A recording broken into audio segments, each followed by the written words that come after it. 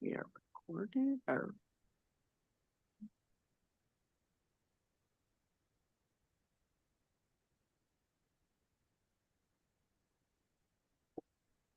Wonderful. Okay, we're all set. All right. Then I will go ahead and call to order this meeting of the Moab Planning Commission, a regular meeting at 6:07 according to my watch. And our first, I don't know who was in there because you all are about this big.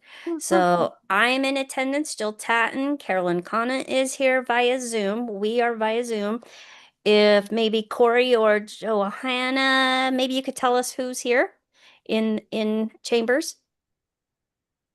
Yes, I would love to. So from the commission and chambers, we have Myle Lofton, we have Shaylee Bryant, and then we also have from staff, Kelsey Garcia, Johanna Blanco, and Corey Sherliff. And then in the audience, we have another staff person, Alexi Lamb, presenting one of the items tonight. We have no citizens in the audience, and I also do not believe we had any citizens to be heard, submitted. Correct. Nor public testimony submitted for either of the public hearings that we had.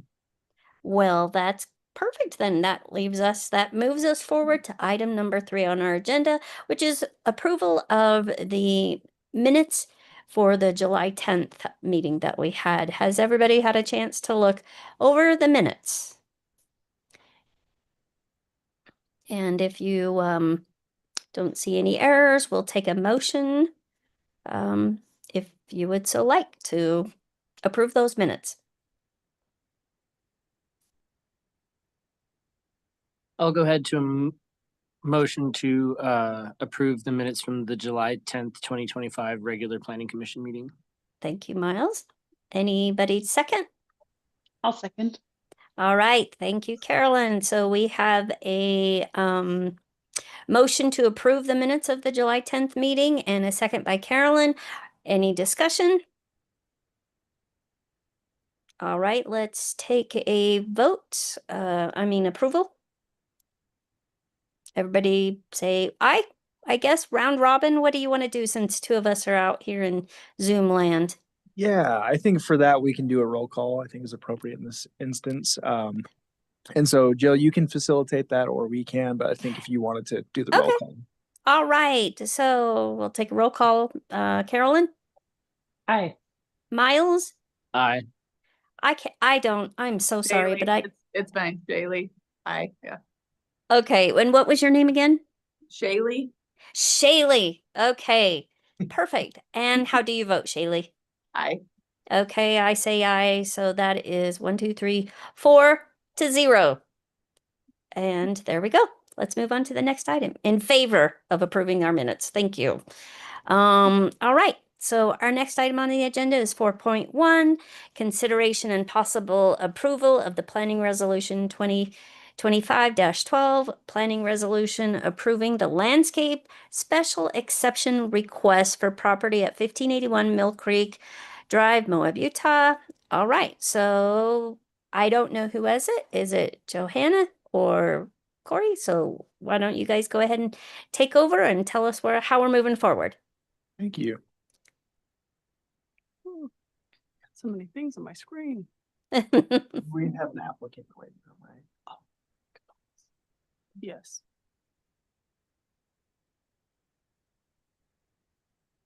Oh.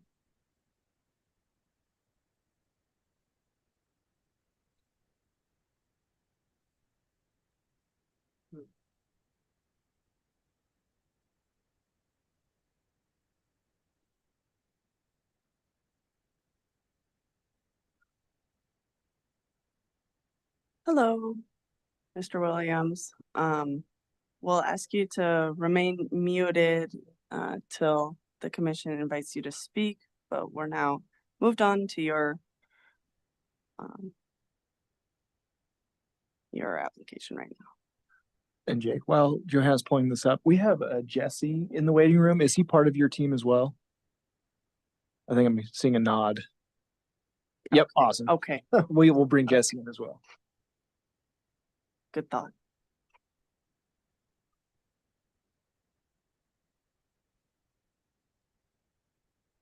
Okay, welcome, Jesse.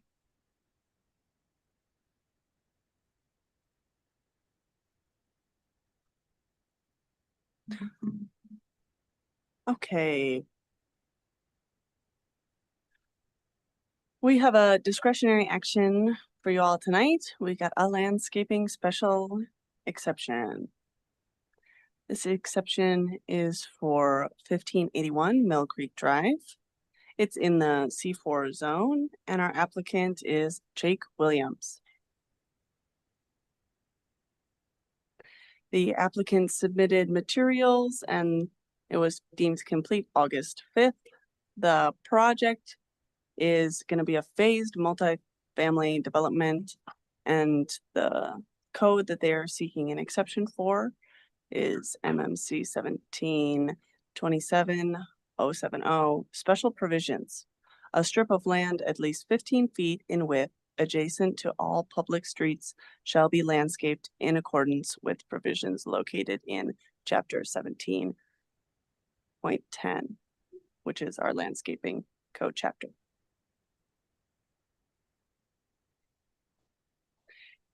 Here is their landscaping plan, their proposed plan, where 10 feet of the required landscape strip is on the property's frontage, just as required. But then the rest of that 15 feet, the 5 feet, is landscaped in the city's right of way instead of on their frontage. So this is their proposal.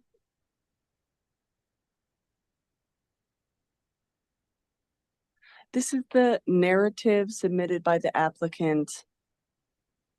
I will not read this aloud. Unless you all would like to read. Okay.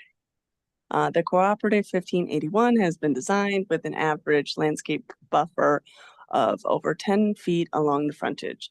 Our site sits on over 150 feet from the improved right-of-way along most of the entirety of the frontage. For this reason, we felt like it made for a better pedestrian experience to take the 5-foot reduction out of our buffer and add it to the park strip that runs next to Mill Creek Drive.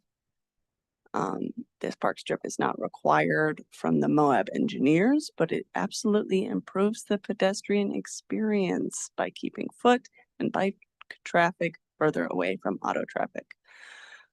With a few hundred apartment homes planned for this area in the next few years, this proposed right-of-way improvement is sure to become a well-trafficked route to get from the bus stop and the university campus. We firmly believe that the overall intent of the landscape buffer code by moving the landscaping to Mill Creek Drive, this exception will help improve the overall project by keeping the footprint of new buildings outside of the existing topographic depressions as much as possible, which will help keep the project costs down and affordability high. Lastly, it makes for a more dynamic and sustainable community in the long run. Okay, so this is planning's analysis of their request. So this code section that they're seeking an exception from is not actually in the landscaping chapter of the code, which most of our landscape exceptions are, but it does reference adherence to the landscaping code and is about landscaping. It is also about a buffer, but it is not, it's again, not part of the buffer section of the landscaping code. So it's not eligible for that special buffer exception. So then it must be considered under the general landscape exception, which is listed out here.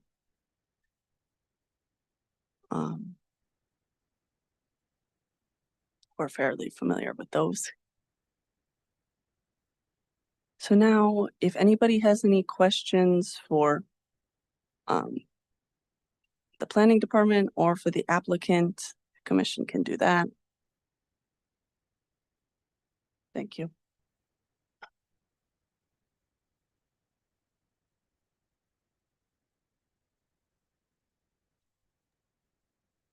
So just for context, is this market rate, like multifamily housing, or is this like specifically student housing? Are they expecting a lot of traffic up towards the university? Like what's the plan?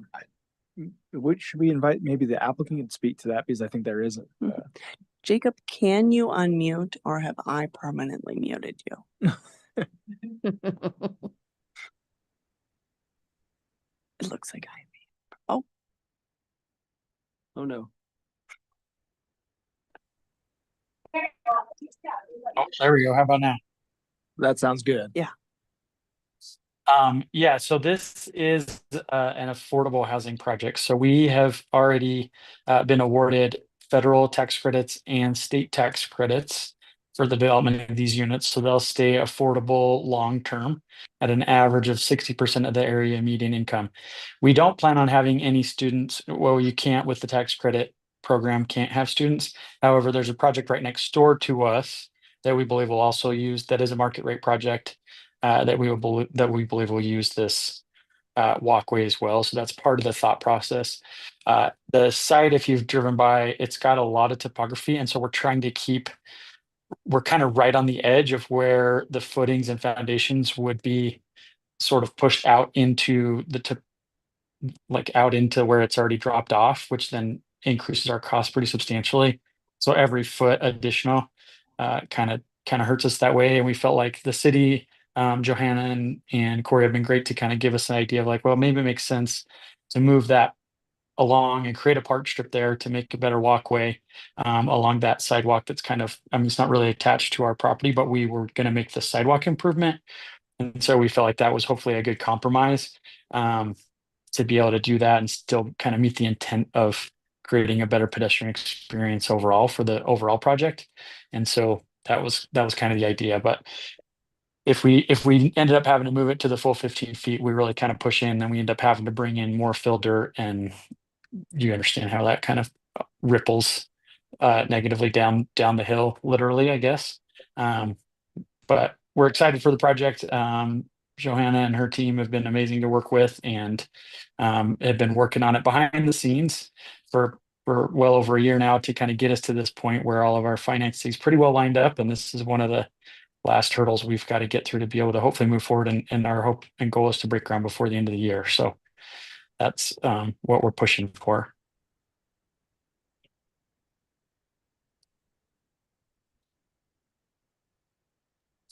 Jake, how long is the park strip going to extend along Mill Creek Drive where it gets kind of cut off by the site plan here?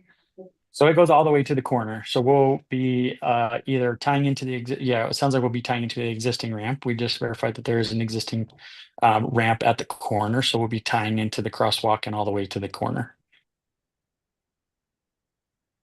And I think he actually on the site plan, it's kind of funky.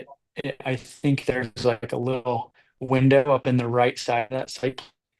Oh, it's not pulled up anymore, but that shows kind of the connection all the way down.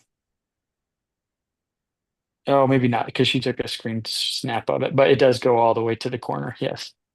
Good question.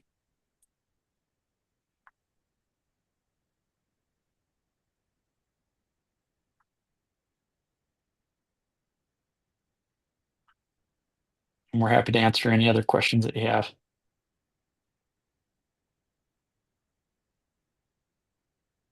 I mean, it certainly seems pretty straightforward, and I don't hate the idea of you guys making an investment to improve that section of right of way there. There's likely to be pedestrian traffic there, so you're still at some, like, you're still building 15 feet of buffer between you and the street at some point. There's just a separation in the middle of it, so that doesn't seem like a big stretch.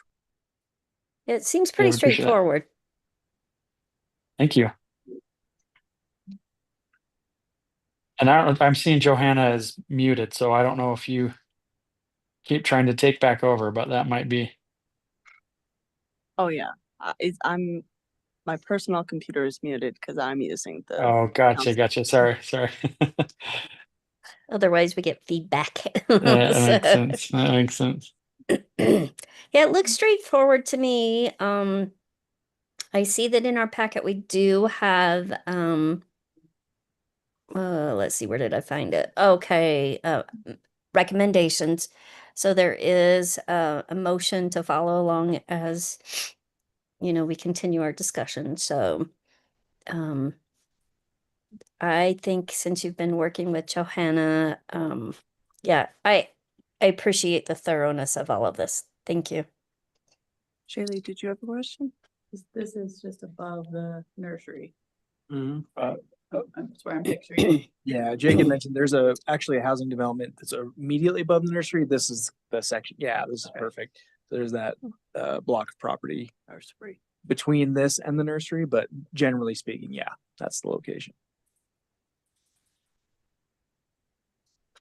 Yeah, I think this is a creative solution.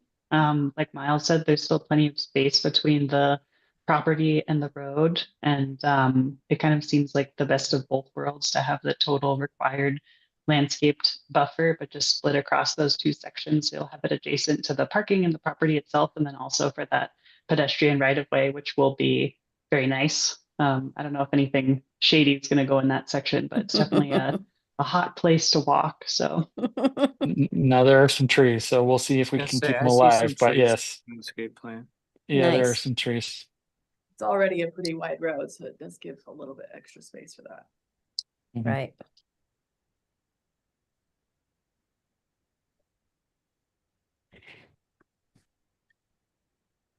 Well, I mean, Carolyn summed it up for me, so I'm happy to make a motion if everybody's feeling pretty good about it.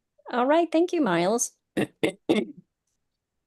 I'll go ahead and move that the City of Moab Planning Commission approve planning resolution 2025-12, a planning resolution approving the landscaping special exemption request for property at 1581 Mill Creek Drive, Moab, Utah 84532. All right. We have a positive motion on the table. Do we have anybody to second this? By Miles Lofton. I will second. Who was that? I'm Shaylee. sorry. Okay, Shaylee, we have I'm sorry. It's so hard to be on Zoom. I apologize. Shaylee has You'll seconded that. recognize me when you see me, Jill. We've met. I know. I'm like, Shaylee, where are you? So everybody's just like this big. So we have a second by Shaylee. Any further discussion? No, I see them creating 15 feet of space between the edge of their use area and the street. And they're Right. being creative about it and honestly making the sidewalk that they're having to install anyways nicer. So it seems like a win to me. Right. Seems like a win to me. So, all right, let's go ahead and take a roll call. Shaylee, Aye. Miles, Aye. Carolyn, I and myself, I vote aye, and that's passes 4-0. All right. Thank you Okay. so much. Thanks, Joanna. Thank you so much. All right, we will move along in our agenda. We have 5.1, consideration and possible recommendation for Moab Ordinance 2025-13, an ordinance amending the Moab Municipal Code MMC Section 17.09 to include additional regulations required for electric vehicle readiness of multi-household development. So there are some items in our packet. I don't know who's taking the lead on this. Is this? Hey, it's Alexi. Well, I thought it was. Okay. Again, you're this big. And the back of my head. And the back of your head. And I knew it was you. I'm like, oh, Alexi. Okay. Take it away, Alexi. All right. Since it's a public hearing, I'm going to summarize what we've done so far, including some things that have been in front of the Planning Commission before, how we got here, and then I'll go to the ordinance text. Okay. Starting with the timeline, discussions on this first started in March of 2024. Moab began working with Utah Clean Energy because, as we'll get to, this was supporting some of the goals that came out of City Council. This has come before Planning Commission twice for discussion, twice for a workshop. We've had it reviewed by the city attorney a couple times as well. And we also invited community members who have connections to real estate, construction, EVs to participate today in the public hearing. And today we are doing that public hearing. Okay. You've seen this a few times now, but we're going to go ahead and recap because it's a public hearing. All right, so the City Council adopted a couple resolutions, 13-2017 and 38-2019, that do two things: set a goal to reduce our greenhouse gas emissions by 80% by 2040, and to have 100% renewable electricity by 2030. And together, those two things make a lot of sense with electric vehicles because a little less than a third of the emissions from the city are from transportation sources, and it could actually be higher. This is estimated from the total county greenhouse gas inventory, which is the closest geographic area we have for us. Meaning that a lot of our emissions are coming from transportation. If we want to do an 80% reduction, somehow we're going to have to also reduce transportation. And if people are driving electric vehicles and they're plugging them into the electrical grid, as that becomes cleaner and renewable, then the emissions from those vehicles will also reduce. Oops. All right. This is kind of a summary of the different types of vehicles that we could be talking about. The two that would benefit from electric vehicle charging or electric vehicle readiness are battery electric vehicles and plug-in hybrid vehicles. And they use or emit somewhere between half and a third of the emissions of an internal combustion engine or a traditional engine that would run off gasoline. So just by having a plug-in hybrid or a battery electric vehicle today on the Utah grid, they're overall reducing emissions as compared to a gasoline vehicle. And as more of the grid in Moab becomes renewable, the emissions annually emitted from these cars will also continue to decline.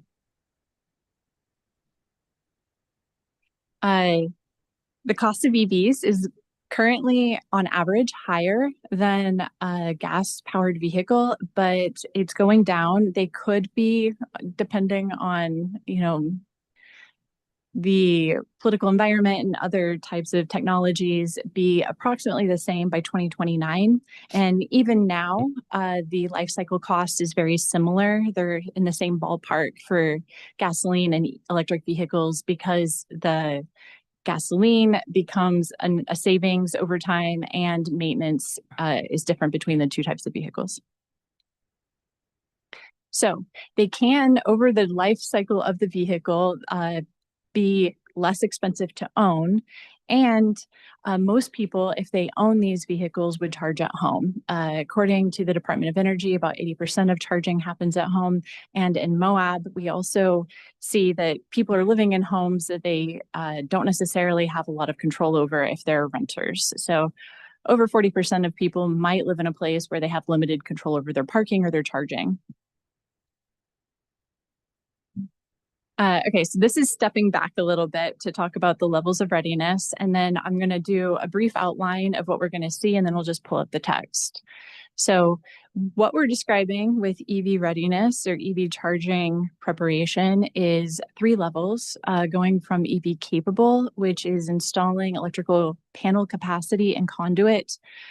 So eventually you could install some like a circuit to connect in an outlet and put in an actual EV charger. And then EV ready goes beyond that. And we also have the same things, but it's effectively an outlet for an EV charger.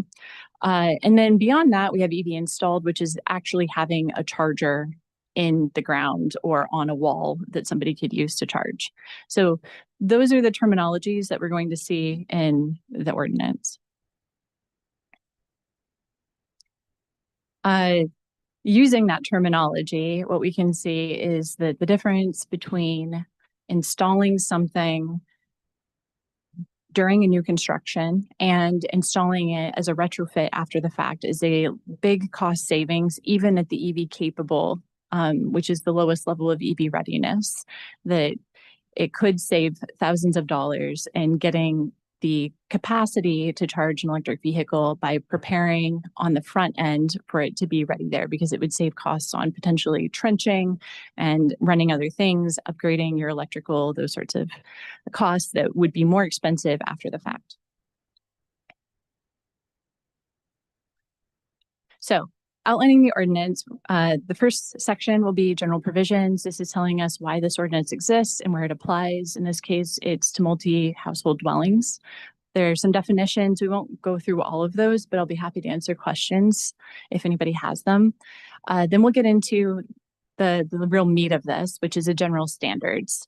And what we have in there is multi-household dwellings would be required to have 10% EV capable and 10% EV ready parking. And then there's an incentive for single and two household dwellings. After that, we start getting into other things that the code would require, ADA, fire safety, maintenance, those sorts of things, specific capacities, which would be like electrical requirements. The review procedures and enforcement are similar to things you've seen before. So I'm going to switch over to the ordinance.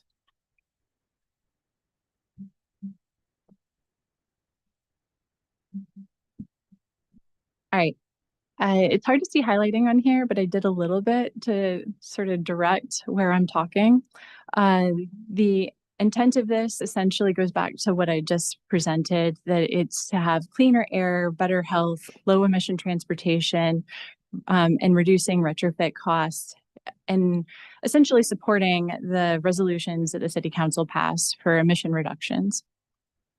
This would apply where parking is required, but there are exemptions and exceptions, what will come in at the end through the review procedures if people have an unusual circumstance or something that they think is exceptional. Okay. Definitions, we hit the really important ones: EV capable, EV ready. If, as I'm going, you have questions about definitions, we can come back to these.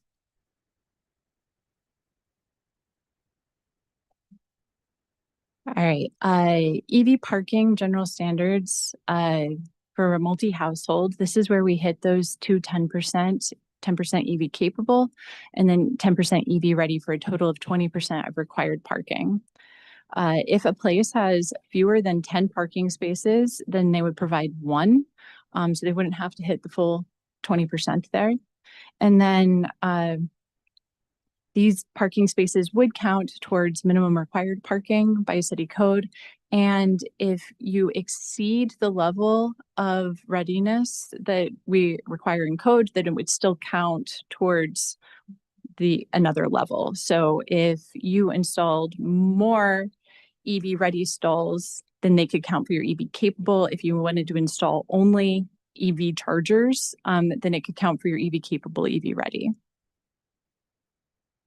Okay, so that's the requirements for the multi-household dwellings, and then single household includes an incentive on permitting costs, so that if you were submitting under some other change that you wanted to make that was electrical, you could also evaluate or have your permit reviewed for EV parking without additional cost.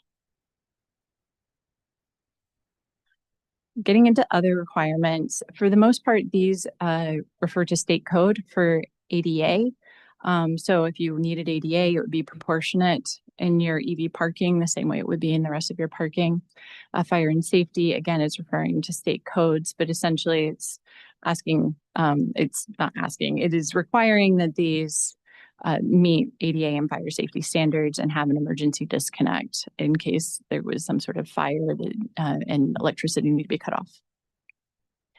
It also requires that people would post whoever the maintenance provider is, so somebody would be able to be contacted if there was a malfunction. And then going into the capacity requirements, we discussed what EV capable is. A lot of this is going into finer detail about what that means as far as distances. In this case, it's terminating within 6 feet of the EV capable parking space. And then it also goes into the electrical requirements for that. It's very similar between EV capable and then going into EV ready, aside from EV ready is a step farther than EV capable. And then for EV installed, we have some added language in here for if somebody wanted to use load management of some sort, which would reduce the overall electrical panel requirements. And then also if somebody wanted to put in a fast charger, that it would count for up to 3 level 2 chargers because it could service more vehicles faster. Okay, going on to the review procedures. This is very similar to the landscape code that has come through here.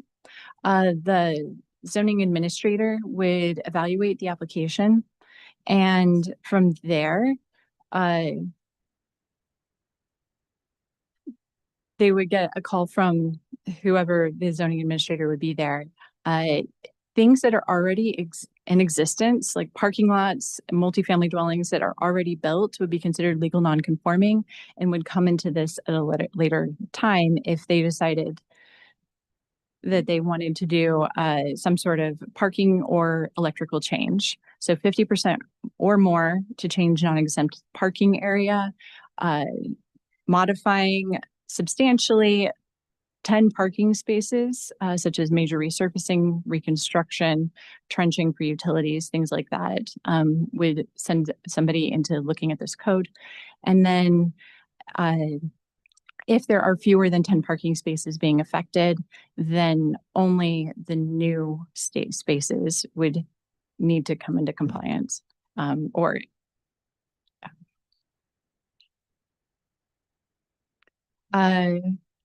Then electrical upgrades would also trigger compliance specifically with the electrical piece of this. So if you changed something about your electrical service, it would not force you to trench and install conduit. It would just make the electrical panel come up. So again, it's kind of coming into greater compliance. If later on they wanted to do it, then they would be ready on the electrical side.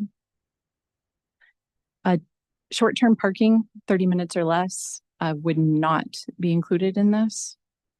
And then if somebody had some sort of exceptional circumstances, then they could go through the exception procedures. We looked at this, something very similar for landscaping in the prior agenda item. So submitting under the standard that they would like an exception, justification, alternate criteria, documentation for those things, and if there were any potential adverse impacts. And then that from there would come to the Planning Commission, similar to the exception that just came through. If somebody failed to comply with this, then it would go into violation, and then we have a process here. So that is the end of my prepared materials. If you have any questions, I'd be happy to answer them.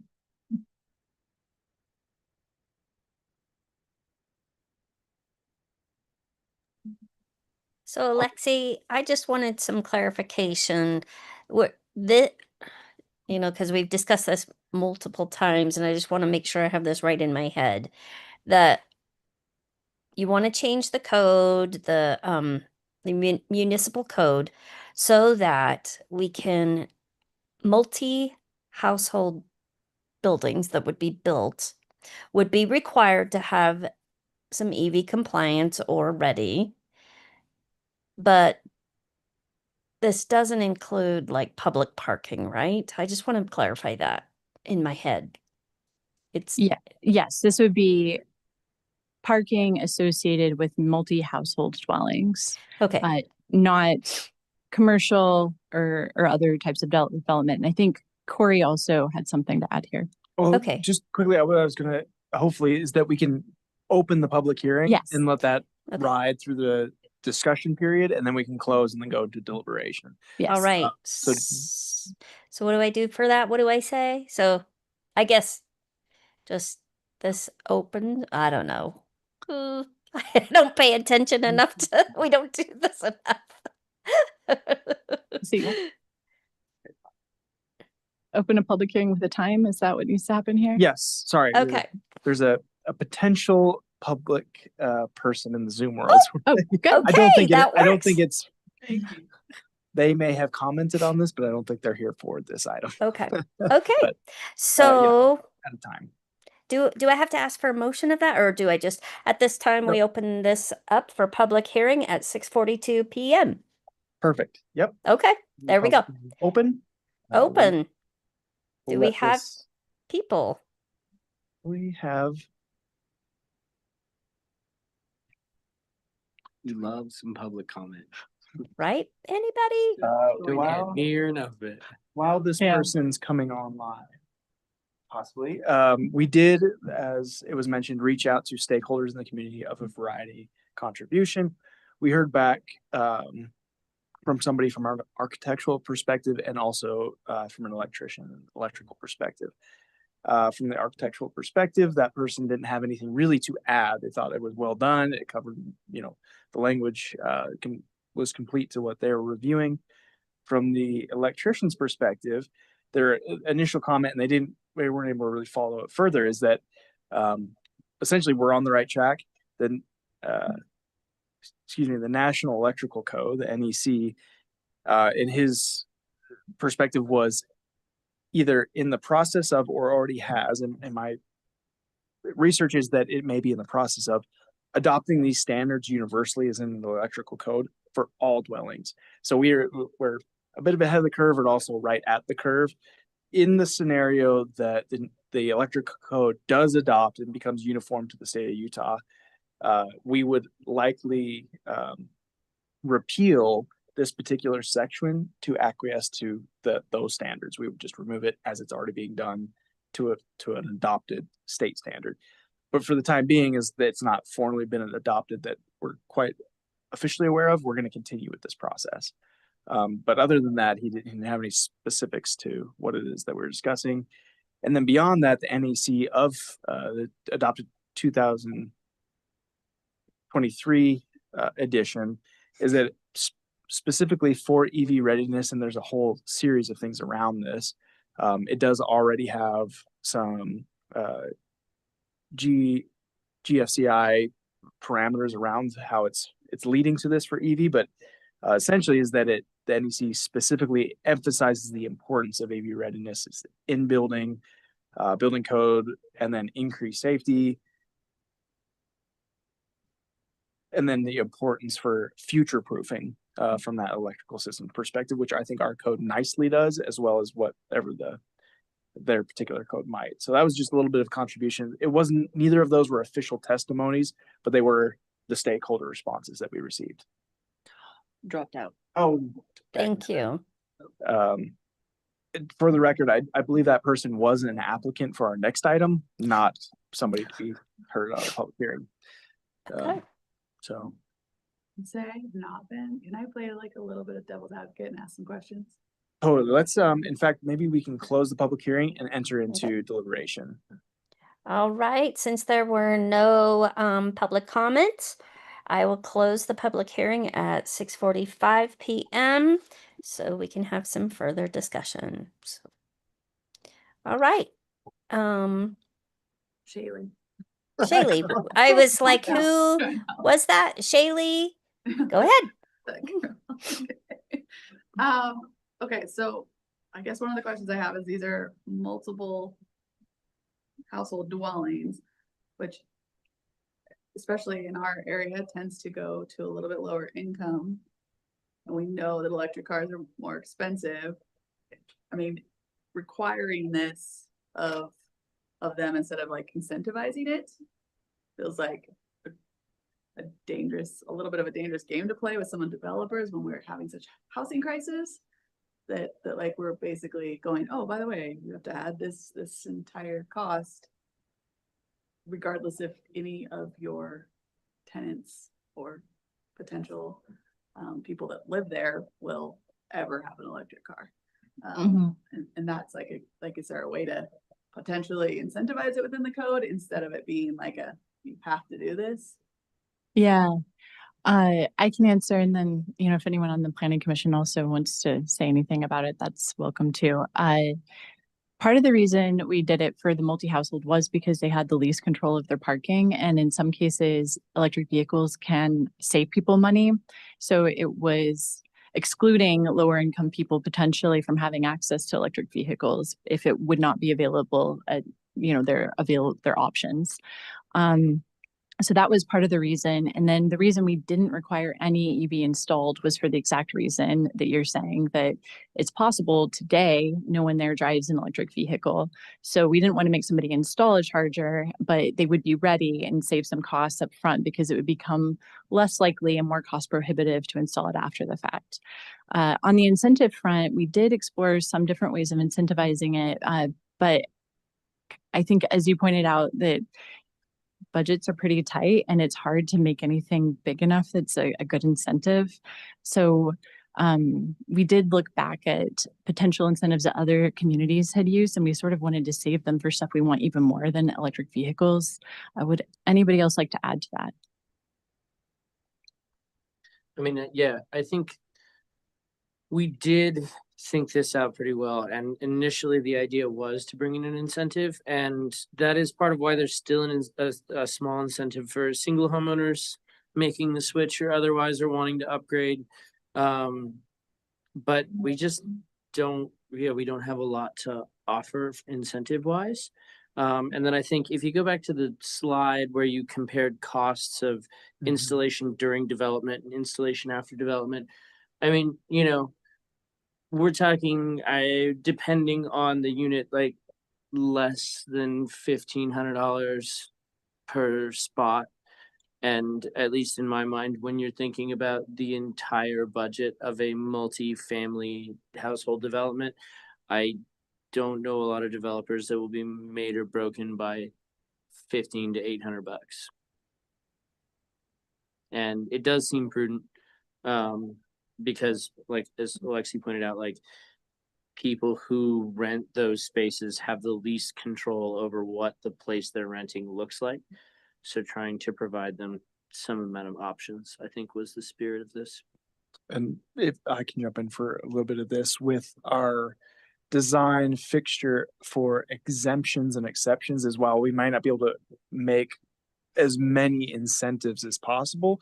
What we found is when there could be something that is a initiative that is progressive or somewhat aggressive to a sustainable effect or something, those typically all surround with some sort of added cost to development because it's initiating whatever it is that the goals are. It's not just maintaining the free market. So as we have limitations on what we can actually build in incentives, what we've come down is given multi-household is anywhere from basically 3 to hundreds of units. When you're at a scale of hundreds of units, the major costs are not in the conduit itself. That's actually a minutiae cost. It'd be in the electrical upgrades. But at that scale of development, they're doing a major electrical upgrades to the grid or even to their transformers as is. So they factor in those charges. Whereas there are those 3 to 4 units, depending on where you're at in the community. It's not, again, the conduit that's the problem. Could be those electrical upgrades. So cost on its own is not itself a rationale for an exception, but depending on the circumstances is where the planning commission say, hey, we don't want this thing to kill a project under a particular criteria. It allows you that flexibility. So it's, again, allowing us to not throw the whole ordinance out, maybe with the bathwater type effect, just because there may be some hardships at a particular perception. So I think that's where, again, maybe a tool into the future, we're going to be looking heavily on, from my perspective, is this exemptions and exceptions option, as I've seen it to be successful in our last couple of ordinances. So that's the only thing I might additionally contribute.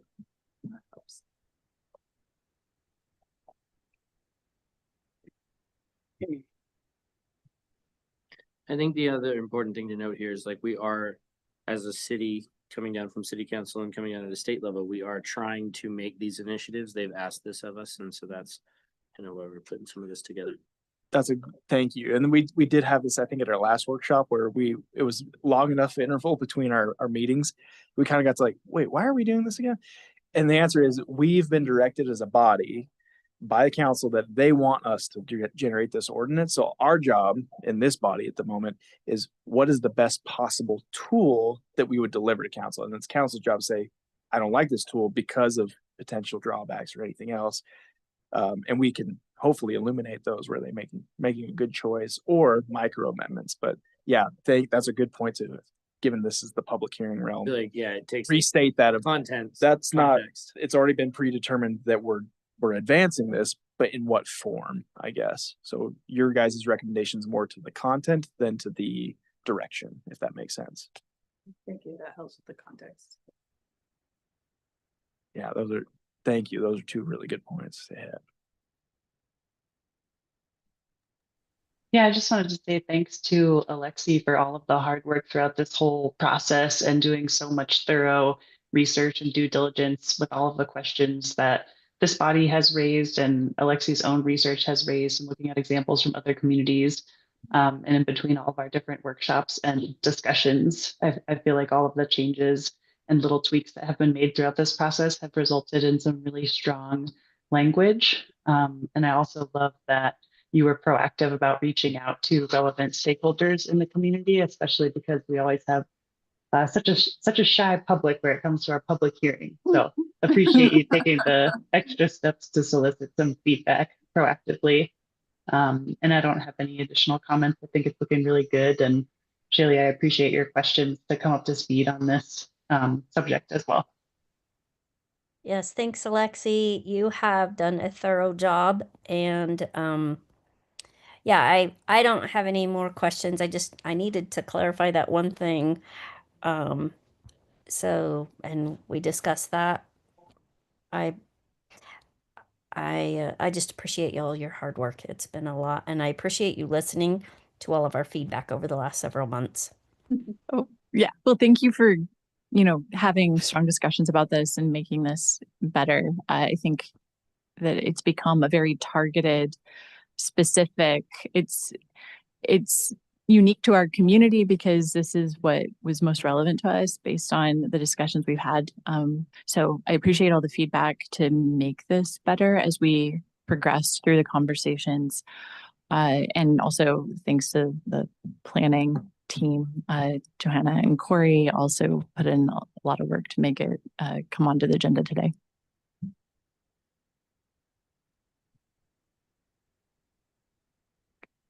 All right, if we, there's a motion recommendation here.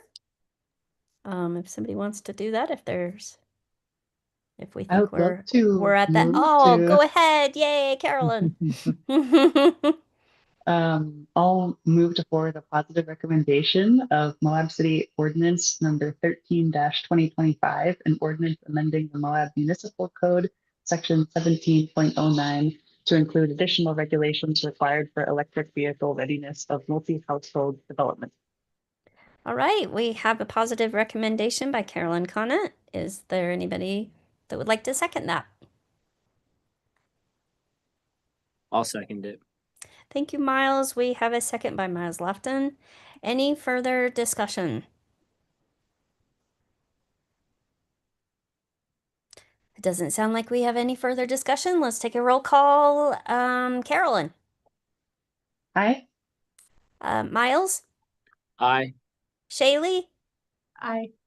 And myself, I'll say aye, and that passes 4-0. All right, thank you everybody for that great discussion. Thanks, Alexi. Thanks. Thanks, everybody. Well written. All right, so this next one is also a public hearing. So it's 5.2, consideration and possible recommendation of proposed ordinance 2025-14, an ordinance approving the zoning map amendment for the parcel located at approximately 610 Cermak, Moab, Utah 4532, parcel 010036-0040 from R3 multi-household residential and R8-1 residential agricultural to C3 central commercial zone and R8-1 residential agriculture. Is there anybody, Johanna, to talk about this or anything first, or Yes. do we first do the public hearing? I forgot already. Yeah, I think it's kind of up to the chair typically, but I think what we'll go through is a briefing and then open the Okay. public hearing, close, have discussion, and then enter into final Perfect. deliberations. All right. But we do, just for everyone, we do have, I believe, an applicant here. So I think we'll, if she's not brought in, Yep. we can bring her in. Okay. But we'll go through our briefing first and then we'll open the public hearing. Perfect. Thank you. Hi, Courtney. Nice to have you here. Thank you for having me. We're gonna ask that you stay muted till the commission invites you to speak. Thank you for being here. Okay. I'm already sharing.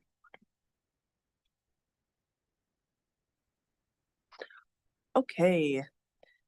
We have another discretionary action for you today.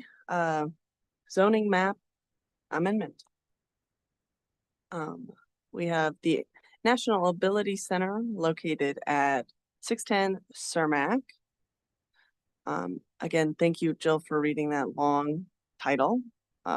We are requesting a rezone from R3 and RA1 to C3 and RA1. We are also adjusting the boundary of this split zone. So we can take a look at this first photo, what we have currently. And then we are adjusting the boundary to better fit the current buildings on this property.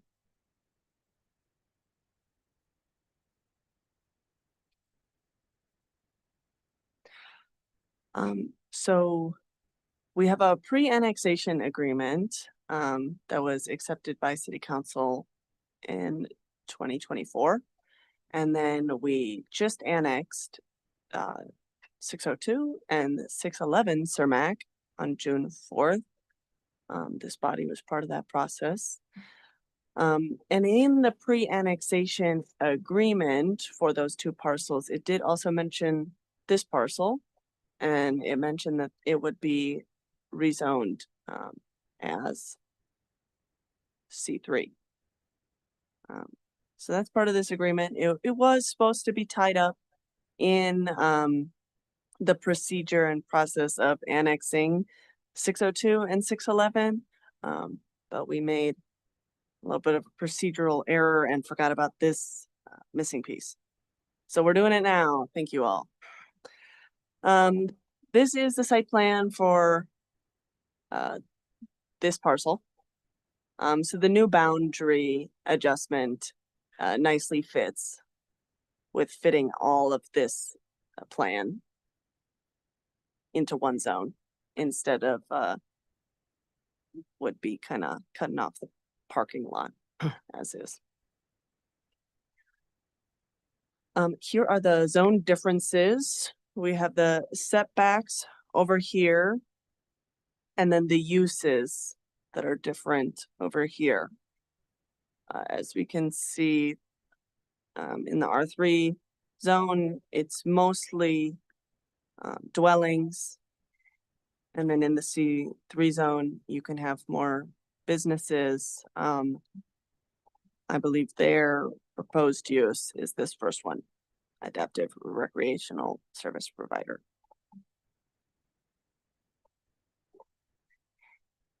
This is the criteria listed in code, what we look at or when we're judging map amendment. Oh, and then here we go. So that's the end of our briefing. If you have any questions for the applicant or would like to open the public hearing.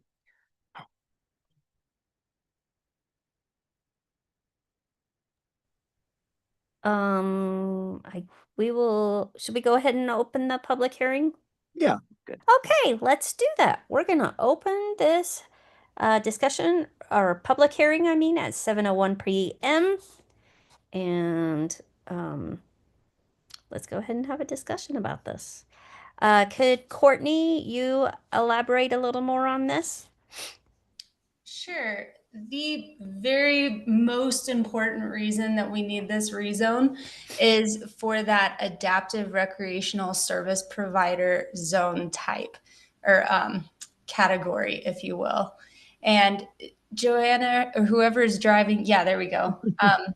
This use, the adaptive recreational service provider use, is the only use that works for the NAC. So this is mission critical, and that's the long and short of it. So sure appreciate y'all helping us get through this little hurdle and back on track. Thank you, Courtney. Shaylee, we have been discussing this for, gosh, I don't know. It's been a long time. So it sounds like we just missed a little something here. So do you have any questions? You probably have the most questions, as far as just any clarification. Is there anything we can do to help clarify this for you? Or any I questions? mean, I have so many questions, but I also am trying not to like first meeting. I mean, like, have we talked to the residential people that live right around there? Are they like super good with this turning into commercial? And They have been noticed of this public hearing, so okay, by mail, so they so would've they been here. could come, if they had comments. And we haven't had any in previous discussions. Nobody's. Yeah, and they were also noticed for the annexation of the nearby properties, so they had opportunity to come at that point as well. What level of lead certification are you guys going for? You guys might not. We might Um, have asked ask Courtney. specifics. Yeah, What level, sorry?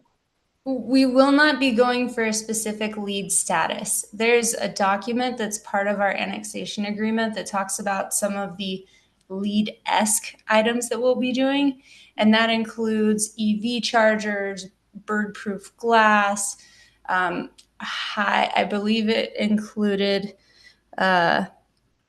high efficiency insulation, just a few other things that are lead-esque without burdening the clients with the additional cost of an actual lead certification.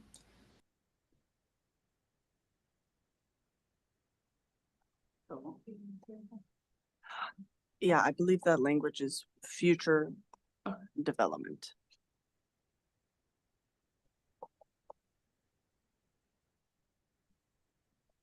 Was there anybody else for the public hearing in-house or on Zoom land? There does not appear to be any. Okay, I was just double checking. How does annex? I was just gonna, The county, like, is it, like, we just say we're gonna annex it in the county, like? Yeah, I just so it's sure, and we can, yeah, the brief overview of this is that the municipality in this political subdivision district has the ability to, within its adopted annexation policy boundaries, annex those properties as the municipal district. There's also the option that individual owners may petition to electively annex in. So whereas this essentially this property and many is what we find properties that are adjacent to the city but within the county's jurisdiction would have a zoning that is less conducive to what the potential build out they'd like to do. And in this case, specific to adaptive recreational service provider. It was a new use that actually we worked with the NAC to establish, then go through pre-annex. It was quite the saga to do this. But anyway, they've elected to annex and go through that process. So So this is a choice they're making. correct.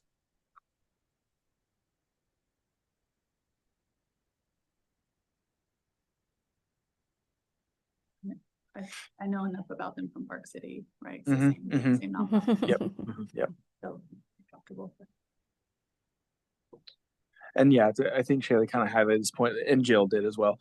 The piece, and Johanna, The piece that we were missing is that through the annexation process, it was negotiated within the pre-annexation that we would, because the envelope included basically 3 existing parcels that would, for this development, which is something that can only happen upon the annexation, consolidate those 3 parcels and then, or well, in this case, the 2. So there's a small, rectangular piece that is not the guidehouse, but just south of that is part of the development envelope.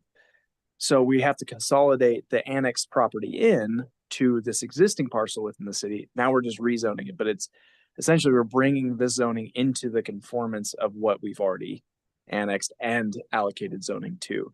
So with that, we were meant to concurrently run this zone change. What would have been convenient is at the same meetings we were doing the annexation process. The piece with that where we got tripped up is noticing requirements for a public hearing. So upon the certifications we're doing with the county and Lieutenant Governor's office, we said, we forgot this public hearing piece. We're going to go back and cure that without question. Because there was some debate. There were public hearings during that process, but this was never called out in explicit form, the rezone, even though it was fully intended and for the most part covered within the site plan materials, everything else. So yes, it's a, our attorney has a really lovely word for this. Curing a procedural defect, I believe. All right. I like that.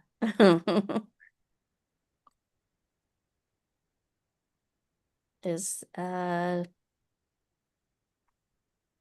you guys have any more comments while we have a public hearing open?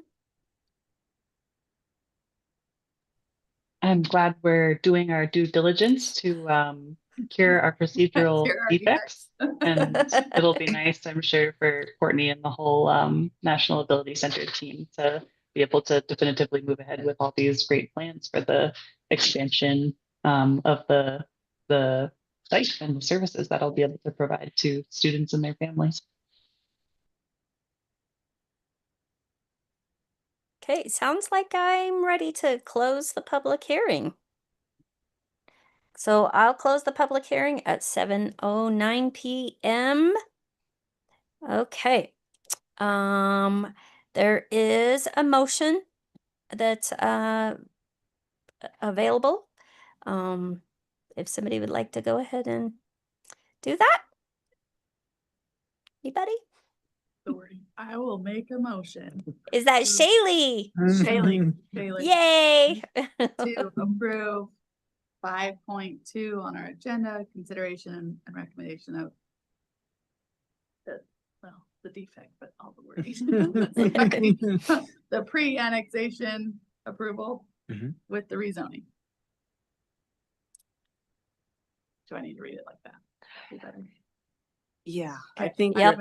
I Yep. make a motion that the City of Moab Planning Commission give a positive recommendation to the City Council for ordinance number 2025-14 to amend the zoning map for the parcel located approximately 610 Moab, Utah 84532, parcel number 01-0036-0040, adjusting the current boundary and zones from R3 multi-household residential and RA1 residential agricultural to C3 central commercial zone and RA1 residential agricultural. Wonderful. Thank you. We have a positive recommendation by Shaylee Bryant. Anybody willing to second that? Do we need to, because Oh. Cermak was omitted in the address there, do we Oh. need to restate that or is it fine Pardon. in the I think- motion? Yeah, Carolyn, can you restate that question? I didn't say sermon.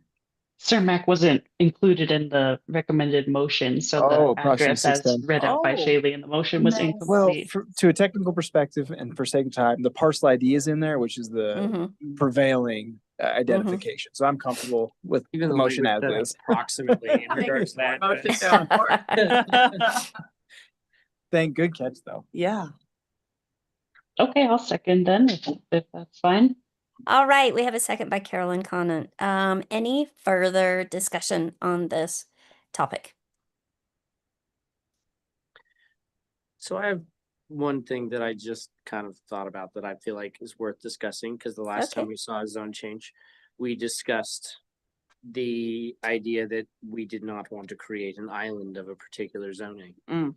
I'm not seeing on the materials provided what that corner where the guidehouse is. Like, we're kind of technically touching, we're creating a peninsula of zoning. But Mhm. what's like that corner Okay. that's not labeled?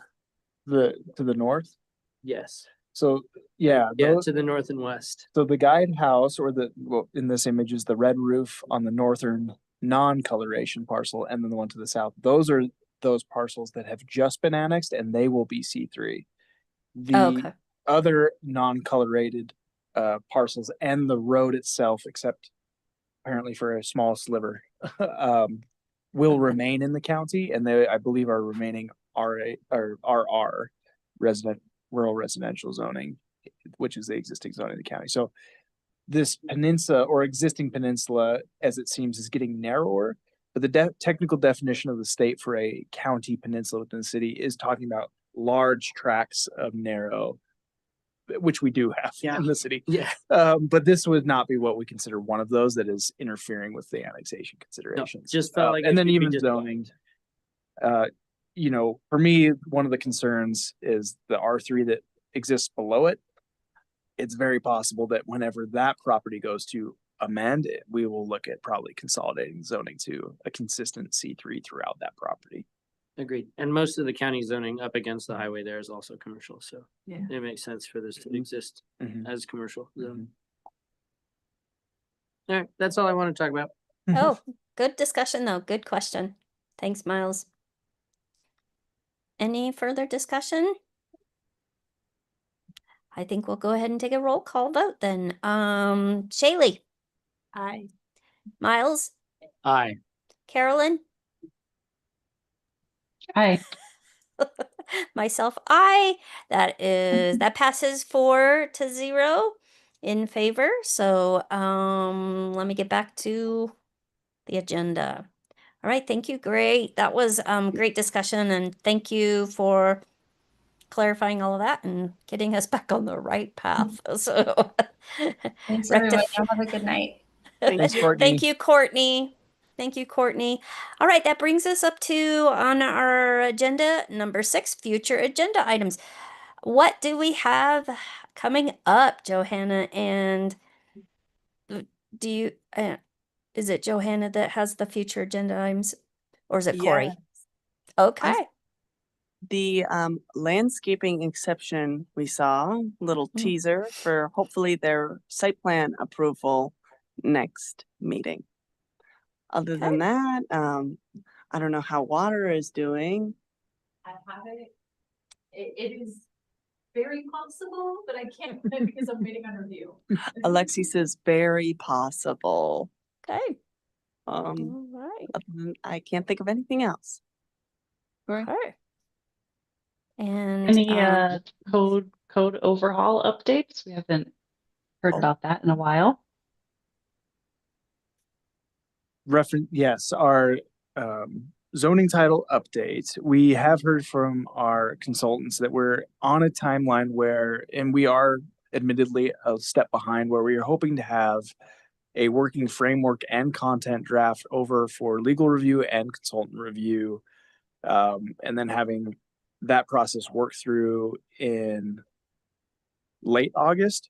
So we're a little bit behind in delivering that to a legal review status, but that is essentially where we're teed up, is generating the holistic framework and then bringing over content that exists for the rewrite. So what was always a bit of an ambitious schedule for us was to be looking to have this come before commission in a workshop format into what I'd say late fall, early winter, and then what would be moving into an official public process and any engagements we might need to make in winter, late winter, but hopefully looking for adoption in early fall, late winter, or excuse me, early spring, late winter of next year. So maintaining some ambitious timing, but as from a staff level, we've had to put it on hold. There are some pretty dominating projects going on right now. It's from a legal perspective, which you'll be seeing We'll have a number of development agreements and complex site plans coming before you. So one of those is the preview we saw for the cooperative. There's another one on Cane Creek that is equally as complex, that is also at a kind of blistering rate to get it through. So yes, I was talking to the engineering department earlier, and we continue to add high priorities to our team without being able to output at the same rate. So I think Lexi's strategic initiatives feeling much of the same pressure. Outside of that, maybe I'll note, maybe not specifically future agenda, but the city is looking into options for a downtown master plan coalition. We have a number of plans and materials that are already in existence.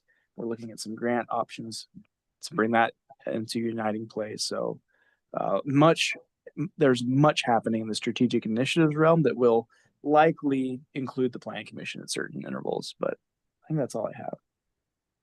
I think that's good for now. Yeah. That sounds like That's a lot coming on board. Just a few things. Yeah, I just wanted to also say welcome aboard, Shaylee. I'm so excited that we have another commissioner. Yay! And thanks for letting us join via Zoom. I kind of had to go to a state meeting unexpectedly, so letting Carolyn and myself join via Zoom makes it super easy occasionally. So thank you, thank you.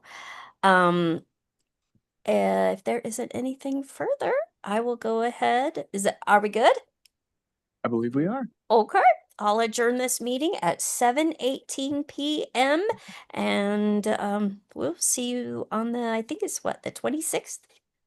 28th. 28th.